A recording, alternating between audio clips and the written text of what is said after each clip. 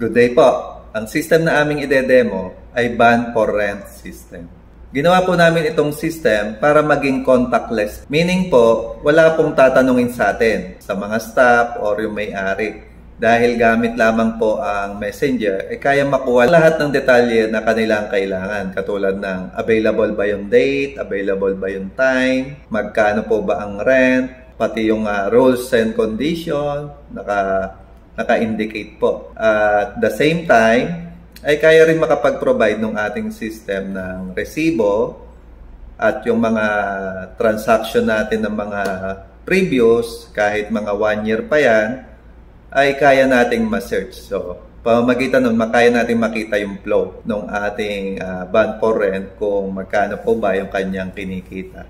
Simulan na po natin, explain ko na po ang bawat tab. Ang first po natin ay pending tab. Sa pending tab, dito po natin makikita lahat po ng gustong magpa-reserve or yung mga gustong umarkila. So, kahit gaano karami po sila, ay sunod-sunod lamang po silang makikita natin dyan. In order po. Talagang nakaayos po sila at alam natin kung sino yung dapat na unahin. Next, verify tab. Sa verify tab, dito naman natin minamatch kung tugma po ba yung mga information na kanilang sinubmit. Dito rin po tayo humihingi ng mga down payment. After natin ma-verify, ay magke-create po yan ng receipt o resibo. So, ito yung example ng resibo. So, naka-create na rin po. Next naman, after natin maresibuhan, ay mapupunta siya ngayon sa Transaction Today tab. Dito naman po natin makikita lahat ng mga ni-receive natin today. Lahat po makukuha natin information dyan, including yung kanilang total. At dyan din po, meron din rin po tayo naka-create na pang cash count. Yan. So, pansin nyo po, may naka-ready na rin po tayong pang cash count. Next, after nilang makapa-reserve, ay lilitaw na po siya sa ating calendar. Ito po yung ating 30-day calendar. Once na meron po nagpa-reserve, ay kusa po yan mag-mark ng date. So, mamaya makikita po natin yan. Next, kung gusto naman nating i-check yung mga previous natin transaction, meron po tayong search records. So, kahit matagal na po yung mga transaction, ay kaya pa rin nating ma-review. Next, yung ating funds log. So, dito naman po naiipon lahat po yung mga total or yung summary po ng ating sales. So, ayan po, napakadali lang po intindihin ng ating mga tab. Thank you po. Ang next naman po natin, paano naman pong mag-submit gamit lamang ang messenger kung tayo ay aarkila. Kaya kung mapansin nyo po dito sa ating pending tab ay blank, meaning wala pa pong nagsasubmit. Kunin ko na po yung ating customer messenger. Yan. So, ngayon po, dito tayo ngayon sa messenger. Sample sa digits muna. So, welcome po, ban for rent. Okay, good day po, Sir Sunny. Please select below. Explain ko na rin po kung ano po itong mga tab natin dito or yung menu. So, una, meron tayo ditong make reservation, check bookings, prices and inclusions, ban details, terms and conditions. Sa pag-arkila po ng ban, madalas po mga tinatanong sa atin yan, yung available ba sa date na to, check po natin. So, masasagot po yan ng check bookings. Please select below to check for available dates. So, example, kailangan po natin this week. Click ko lang po ang this week. Yan. So, binigyan tayo niya ng date ng February 8 till February 14. Kung mapansin nyo, available, available, available. So, lahat po ng date ay available. So, ganun lamang po kadali ay nalaman natin agad nang wala po tayong pinagtatanungan. Messenger lang po ay nasasagot na po ito lahat. Next naman po natin, click natin uli yung make reservation.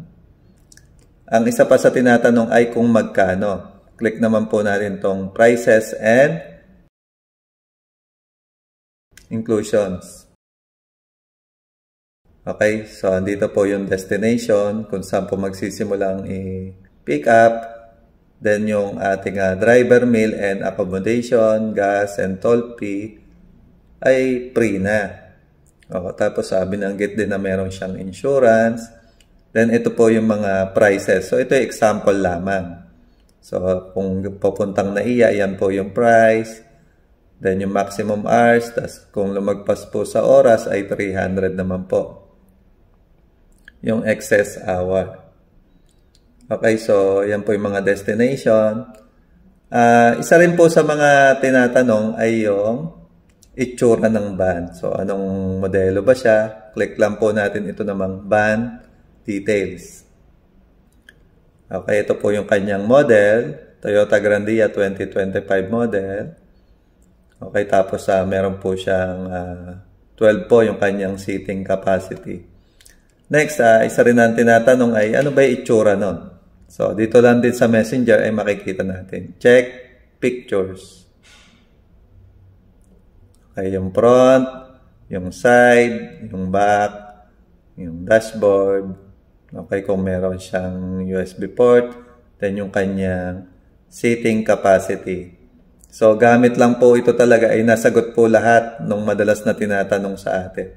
Napakabilis po natin makapagbigay ng sagot gamit lamang ang Messenger. Ngayon po, mag-i-start na po tayo magpa-reserve. So, make reservation. So, na-check nyo na po ba kung available po ang date ng inyong event? So, example, yes, available. Then, kung mapansin nyo, after natin mag-click ay nagbigay siya ng logo ng rental services, then yung general terms and condition. Yan. Kung agree po tayo, click lang po natin tong I agree and continue. Then yung continuation, then pwede rin po natin siyang i-download. Kung agree na po tayo sa lahat, click lang po natin I agree to all terms. Tapos tinanong po tayo, saan po natin gagamitin? For company po ba or for personal use? Example, company. Okay, name po ng inyong organization. Example po, Digits World. Okay, tungkol saan po? Ang event, sample corporate party. Pick up location or saan po kayo susunduin? Plaza ng Rani. Okay, drop-off location nyo po. Kung mapansin nyo po, may mga ready-made na pong lugar dito. Airport Clark, Naiya, Baguio, Manila, Pampanga, Subic, Tagaytay. Kung wala sa choices, click lang po natin to. So, example, pupunta po tayo na Naiya. Click lang po natin yon. Yan. Sabi po dito, ang papunta po ng Naiya Airport, ang estimated price po nasa 165 km or 7,000 per day. Maximum ng 10 hours. Pwede pa rin magbago ang presyo, estimated lamang po. Kung agree po tayo, click lang po natin yung continue. So, kung mapansin nyo po, nagbigay na po siya ng total. Gaano katagal po gustong i-rent? So, example, 1 day. Okay, meron daw po ba tayong additional o request na gamit sa van? Baka pwede namin ma-provide. So, ito pa yung mga additional na kayang gawin ng ating messenger. Kaya rin nating may iba silang mga kailangan, kaya nating ibigay. Example, meron tayong additional. Okay, so example, nag-request tayo ng neck pillow. For 2 pieces. Tinanong dito, pwede po malaman saan nyo po nakita ang van for rent. So, example, sa online. Okay, pasuyo, pasend po ng picture ng inyong ID. So, hiningi niya na rin yung ID para sa atin. Mga nasa ilan po kayong pasahero, ang maximum po na kasya sa van ay 12. Example tayo ay 10. Anong date at oras po kayo susunduin? Click lang po natin yung select date and time. Yan. So, example, tayo magpapasundo sa February 9 ng 6 a.m. So, yan, February 9, 6 a.m. Next naman po, anong date at oras naman po kayo babalik or uuwi? So, return date natin. So, example, 9 din naman, pero siguro mga 10 p.m. Yan. So, February 9, 10 p.m. Okay, tinanong na tayo ngayon, Sunny Flores po ba ang inyong name? Yes. Okay, ito po ba yung inyong cellphone number? Yes.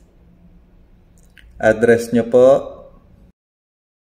12, Mulawin, Rani Bataan.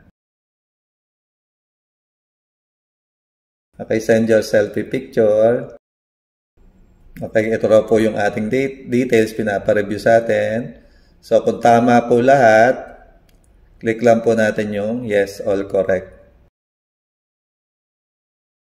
Your reservation is submitted for verification. Tayo na lang po yung ating tawag. Ngayon, check naman po natin sa ating PC kung lumitaw po.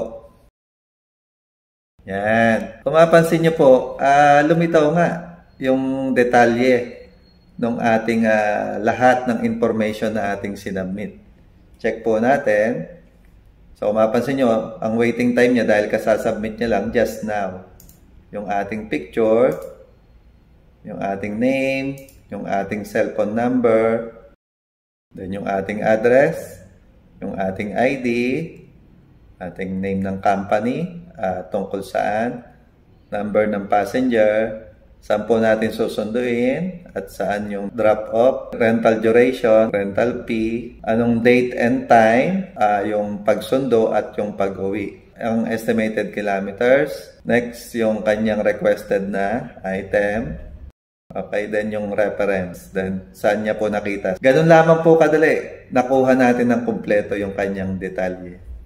Thank you po. Ang next po, try pa po natin mag-submit ng isa pa. So, para makita nyo lang na talagang sunod-sunod lang po silang mag-a-appear po dito sa ating pending tab. So, bibilisan lang po natin. Kunin ko lang po yung customer messenger. Click ko lang po ang make reservation.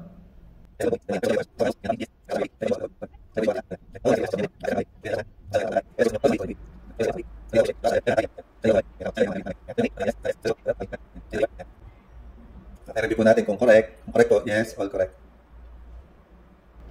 Okay, ngayon check po natin kung nag-appear. Bali, pang second na po ito, no? Kung mapansin nyo po, dalawa nga po. Yung previous natin, 5 minutes na po yung nakakalipas at ito namang isa. So, ganun lamang po kadali. Talagang napakaginhawa po. Ngayon, kaya po natin mag-submit nasaan man po tayo at kahit anong oras. Thank you. Ang next po natin, paano naman po i-verify lahat po nung gustong umarkila o yung nag-submit na napunta po sa ating pending tab. O kung mapapansin nyo po, meron po tayong dalawang customer. So, isa pong naghihintay na ng 21 minutes at isang 15 minutes. Kung may magsasubmit pa pong iba, mapupunta lang po sila sa ilalim. Lagi pong naka-organize itong ating pila. Kung sino po ito yung nakapwesto sa pangalawang line, ay siya po yung lagi po dapat nating unahin. So, punta lang po tayo sa reference. Yan, select po natin. Then, click po natin itong green button. Pag-click po natin, meron pong mga white na mga input at meron ding red. Meaning, ito pong mga red, ito lang po yung ating pipil upan. February 9. Yung date naman ng return date, February 9 din. Then, yung rental fee nung kung yung request nyo na neck pillow, magpapabayad po ba tayo? Example, 100. Then, itong ating next na line ay yung ating down payment. So, example, yung kanyang total ay 8,000. So, nakaayos na rin po yung ating drop down. So, example, pwedeng kalahati. Yan, 3,500. Kung mapansin nyo po na green, meaning po, kompleto na po yung ating input. Once na complete na po, click lang po natin itong green. Check ko lang po itong gilid para makita nyo po. Ayan po yung kanyang picture at yung kanyang ID. So, talagang napakalinaw po nitong ating sistema. Click ko lang po itong green button and wait lang po natin at dadalhin niya tayo sa resibo. Kung mapansin nyo po, gawa ng resibo, nandiyan po yung lahat ng detalye na kanyang kailangan at tayo rin. So, ayan yung name ng rental services, QR code, reservation date from February 9, 6 a.m. Then, solid niya na February 9 to 10 p.m. Nag-down siya ng 3,550. Ang balance niya ay 3,550. So, yan talagang napakalinaw. Then, yung picture po ng umarkila. Ganun lamang po yung pag-verify. Thank you po. Next naman po, check naman natin kung nawala po yung isang naghihintay. Kanina, di ba po, dalawa yung ating example ng mga waiting. Click ko lang po yung pending. So, dapat maging isa na lang po ito. Mapansin nyo, isa na nga lang po. So, try ko pang i-receive itong isa. So, meron na po tayong isa kanina at plus ko lang po uli ito. So, para makita natin na dalawa yung ating transaction. Again, piliin lang po natin yung date, February 11. Then, February 11 po uli. So, makita nyo, nakaayos na po yung date. So, hingi po tayong down. So, naka-ready na po yung ano dyan, yung down. So, example down natin ay half, 3,000. Then, nag-green na po. Meaning, complete na po yung ating input. Click ko lang po itong reviewed and verified. Then, gagawa niya po tayo uli na resibo. So, gawa na po yung kanyang resibo. So, nakapag-transact po tayo ng dalawang customer ng ganun lamang kadali. Ngayon, i-check po natin sa pending tab kung meron pang naghihintay. Ala na po. Ibig sabihin, once na na-process po natin yung transaction, ay naalis din po sila sa ating pending tab. Thank you po. Ang next naman po natin, paano naman po natin malalaman o makikita kung naka-reserve na nga po ba yung date? So, gamit ito ng ating PC, meron po tayo kaninang reserve na February 9 at February 11. Punta po tayo sa calendar. Yan. Kung mapansin nyo po yung February 9 ay meron marka na red. Yung po 6 a.m. to 10 p.m. Then yung February 11, 5 a.m. to 11 p.m. Tama. And the rest ay available na. Ganun lamang po kadali. Ngayon, gamit naman po yung Messenger. Check natin kung nag-reflect din po ba na hindi na available po yung February 9 at February 11. Kunin natin yung Messenger ni customer. So, click ko lang po itong check bookings. Yan. So, this week. Ayan. Pansin nyo po. So, February 8, February 9. Ayun po, may laman. February 9, 6 a.m. to 10 p.m. Then yung February 11, 5 a.m. to 11 p.m. Tugma nga po. Talagang real time po makikita ng ating mga customer. Again, nang wala pong tinatanong sa atin. Ganun lamang po kadali. Thank you po. Ang next naman po natin, paano naman po natin makikita lahat po ng mga naging transaction natin today. At the same time, makita rin po natin magkano po ba yung total. Punta lang po tayo sa Trans Today na tab. So, meron po tayo naging dalawang transaction, di ba po? Isang 12:47 p.m. at isang 12:50. So makikita po natin lahat ng kanilang details dyan. Name, yung lugar, ay gaano kalayo, yung reserve date at yung kanilang return date, yung name, then yung total, then yung picture ng ating customer. So ito po yung kanilang total, isang 3,550 at isang 3,000. Ngayon, ang total po nito ay nasa 6,550. Gamit pa rin itong ating system, ay meron na rin tayong ginawang pang cash count. Punta lang po tayo sa right side. Ayan po. So, sabi po dito, not tally over ng 1,500. So, bakit po? Dahil hindi pa po tayo nag-cash count. Type ko lang po, burahin ko muna po yung sample. Meron po kung 6,550, meron po tayong 6 pieces na 1,000, isang 500 at isang 50. Check po natin. Yan, mapansin nyo po, tally. Gamit po ito, nagkaroon na rin tayong pang cash count. At the same time, inayos na rin po ng ating sistema yung ating mga transaction. Thank you. Ang next naman po natin, paano naman po kung gusto nating i-search yung mga previous nating records or yung mga transaction natin ng mga nakaraan kahit gaano pa to katagal, kahit 1 month na po siya or even a year. Meron po tayo dito sa ating system na search records. Sa search record, pwede po nating i-type ano man yung mga term na gusto nating hanapin. Example, yung meron tayong transaction na ang pangalan ay Sunny. Type ko lang po, Sunny. Kung mapansin nyo, mayroon pong drop down. Ibig sabihin, may nakikita siyang result. So, pwede ko pong enter. Yan. Makikita na po natin yung kanyang details, yung picture, then yung complete na info niya. Yan. So, nandyan po lahat. Okay? So, kung tinype ko po ay Sani lamang. So, Litaw dapat dalawa. Yan. So, flexible po itong ating search. Ganun lamang po kadali. Thank you po. Ang next naman po natin, paano kung gusto naman natin makita yung summary lamang ng ating transactions today. Dito sa ating tab na funds logs, yan, makikita po natin yung total nating sales, yung bilang ng transaction. Ito po 2. Ang total po ay 6,550. At yung nag-rent ay 2 rin. Ang total ay 6,550. Then yung return at yung cancel, meron din po silang pang-compute. Ganun lamang po kadali. Thank you po. Ang next naman po natin, paano naman po malalaman ng ating driver yung details ng kanya ihahatid? Madali lang po, gamit pa rin yung messenger, kaya nyo makita yung kung ano po ba yung mga date na siya'y magmamaneho. Kunin ko lang po yung messenger ng driver naman po. Gagawin ko lang po, paste ko lang po yung reference. Ito po yung sample na reference. Yan, at sinecheck na po yung rental records. Dito pa lang po makikita na ng ating driver. Yun po yung reservation date. Yun na po yung date. Nakita niyo na po. February 9, then yung name ng kanyang customer. Then yung pick-up location. Yung Plaza ng Orani, drop-off, Manila. Rental PIN, equipment. Okay, so nandiyan na po lahat. Nag-down ng 3.5, then yung balance. Nag-assist si Juan. Ngayon, kung tama lahat, okay, pwede nang iselect ni driver yung continue.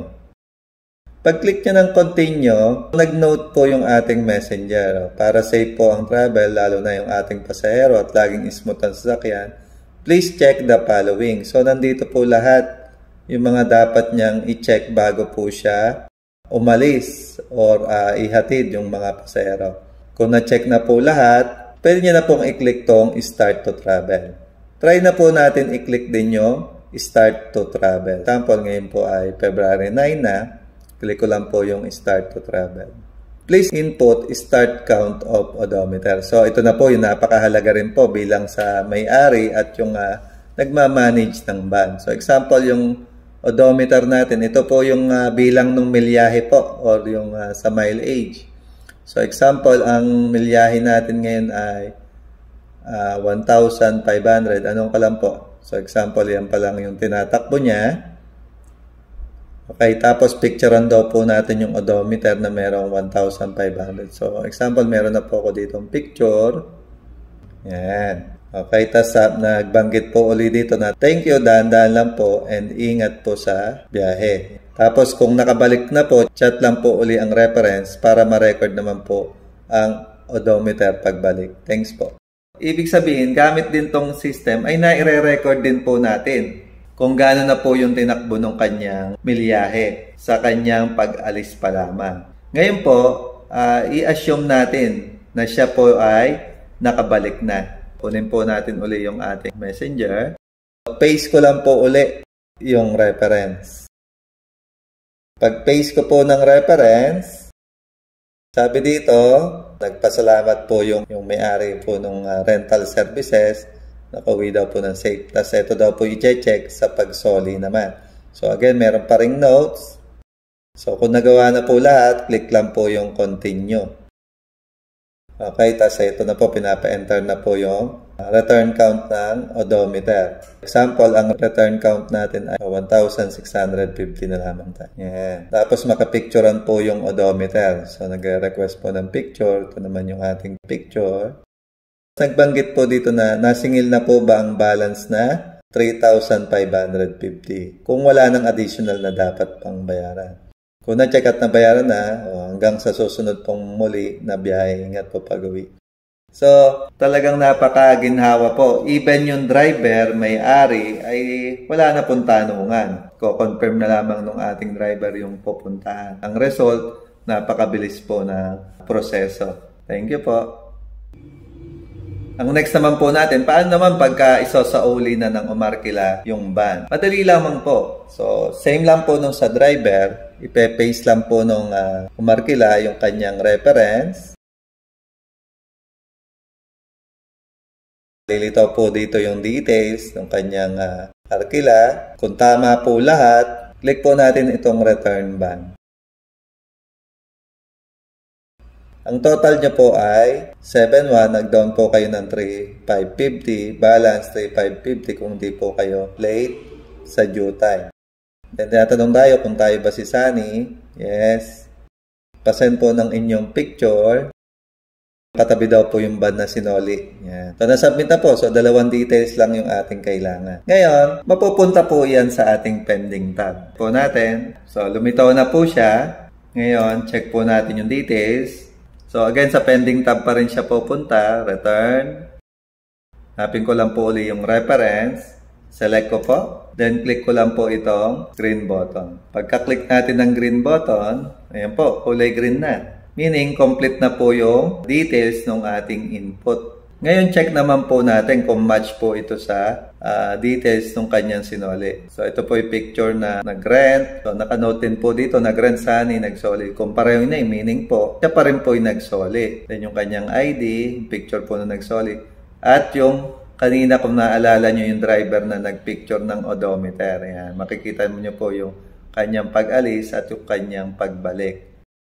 Talagang recorded po, pati yung ating mileage ngayon pagka siya ay pinark, alam na rin natin agad ano yung kanyang huling milyahe. After ma-complete, masingil na natin ngayon yung balance niya na 3,550. Click ko lang po itong green button at gagawa niya tayo uli ng resibo para doon naman po sa payment. Paid balance 3,550. No balance. Tugma po, talagang napakalinaw po nitong ating sistema at talagang kumpleto nga po. Pati yung ating milyahe ay nai-record din po natin. Thank you po. Ang next naman po natin, kanina po ay nag-return po tayo ng ating ban. What if si customer ay gusto niyang i-cancel yung kanyang reservation? So dito po sa ating calendar, meron po tayo ditong isa February 11. At ito'y gusto niyang i-cancel. Kunin lang po natin yung customer messenger. So, meron po tayong reference na sinend po sa atin. Paste lang po natin. So, nakikita rin po sa inyong resibo. Ngayon, kukunin niya yung ating rental records. Sabi po dito, yung reservation date natin ay yung February 11. Tama po, match po dun sa ating system. Ayan po yung details kung tama lahat. Click po natin yung cancel reservation. Ngayon, tinatanong tayo bakit daw po natin ka-cancel. Mahalaga rin po itong information para tayo po bilang may-ari, baka maaari tayo makapag-adjust dun sa kanilang mga reason. So, bakit daw po i-cancel? Example, sabi niya, okay, mahal ang rent. Yan, example. Diyan pa lang sa reason ay maaaring magawa natin ang paraan. Sabi daw dito, according to our rules and conditions, meron pala dito nga pag nag-cancel ka, meron daw pong deduction. So, dito po ang example, nag-down po kayo ng 3,000, ang ma-refund nyo po ay 1,500. So, kung tayo agree, click lang po natin yung continue. Talagang si Messenger para talaga siyang kausap niya tayo. Kayo po ba si Sunny Flores? Yes. Okay, pasend po ng inyong selfie picture para sa record. Talaga nakukuha niya lahat ng mga details na ating kailangan. Na-submit na po, pa-wait na lang po, upo muna po kayo. Ngayon, check po natin sa ating PC o sa ating system. Kung pumasok po, click ko lang po itong pending. Ito po yung nag-cancel. Tapos sinabi rin ano yung reason. Mahal daw yung rent. Ngayon, click ko lang po itong reference at click ko itong green button. Yan. So, mapansin nyo, green na uuli yung details. Ko-compare natin kung nag-match po. Ito yung nag-rent Sunny, nag-cancel Sunny. Yan yung kanyang picture. Sa mga sinusulat, wala rin po tayong sinulat. Lahat po, sinulat po ito ng customer. Ngayon, nag-cancel tayo. Ang marerefund niya po ay 1,500. Click ko lang po itong button. So, again, sa mga refund or mga down, nasa inyo pa rin po kung ano po yung gusto nyong amount. Ayan. So, again, ginawa po tayo uli ng resibo. So, dito mapansin nyo po, refund 1,500. Mapa-return man o mapa-cancel ay pareho pong ginagawa natin ito na resibo. Ganun lamang po kadali at maraming salamat po. Talagang pinagagaang po kung may maayos po tayong sistema. Napakabilis po ng proseso at wala pong kalituhan. Thank you po.